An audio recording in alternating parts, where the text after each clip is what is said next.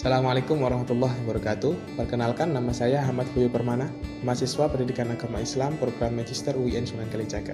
Pada video kali ini, kita akan membahas mengenai sejarah verifikasi hadis, sebuah proses ilmiah yang sangat penting dalam menjaga otentisitas ajaran agama Islam. Hadis, sebagaimana yang kita ketahui, merupakan segala perkataan, perbuatan, dan ketetapan Nabi Muhammad SAW.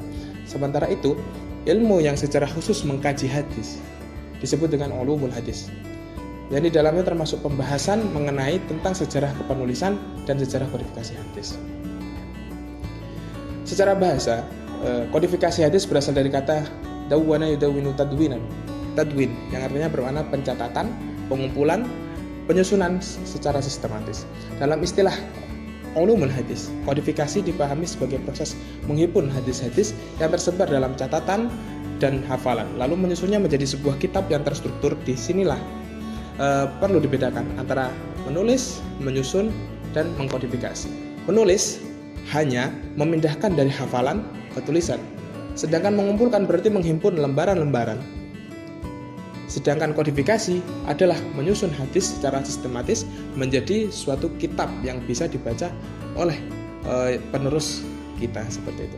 Pada masa Rasulullah SAW terdapat dua sikap terdapat kepenulisan hadis. Di satu sisi terdapat hadis yang melarang penulisan selain Al-Quran dengan tujuan menjaga kemurnian wahyu agar tidak tercampur dengan selainnya. Namun di sisi lain terdapat pula izin Nabi kepada sahabat tertentu seperti Abdullah bin Amr bin As untuk menulis hadis. Jadi para ulama kemudian menjelaskan bahwasannya larangan tersebut bersifat kontekstual, yang artinya terutama pada masa awal turunnya wahyu itu tidak diperbolehkan karena bercampurnya, sedangkan izin menulis diberikan ketika tidak lagi dikhawatirkan tercampur Al-Quran dengan hadis. Lalu masuki ke abad ke-2 Hijriah, proses kodifikasi hadis mulai dilakukan secara lebih sistematis. Hal ini dipisu oleh beberapa faktor penting. Yang pertama, wafatnya banyak sahabat dan tabi'in, yang dimana meluasnya wilayah Islam serta memunculkan hadis-hadis palsu akibat kepentingan politik dan ideologis. Pada masa Khalifah Umar bin Abdul Aziz dari dinasti Umayyah, upaya kodifikasi hadis secara resmi mulai digalakkan. Tokoh penting pada periode ini adalah Ibnu Syihab Az-Zuhri yang dikenal sebagai pelopor tadwin hadis. Karakteristik kodifikasi hadis pada abad kedua ini menunjukkan bahwasanya hadis belum dipisahkan secara tegas antara hadis Nabi, perkataan sahabat, dan fatwa tabi'in. Selain itu, hadis-hadis belum diklasifikasikan berdasarkan kualitas sanad dan penyusunan belum mengikuti sistematika tematik. Salah satu karya monumental pada masa ini adalah Al-Mutawatta, karya Imam Malik bin Anas. Lalu masuk pada ke abad ke-3 Hijriah, kodifikasi hadis mencapai puncak keemasannya.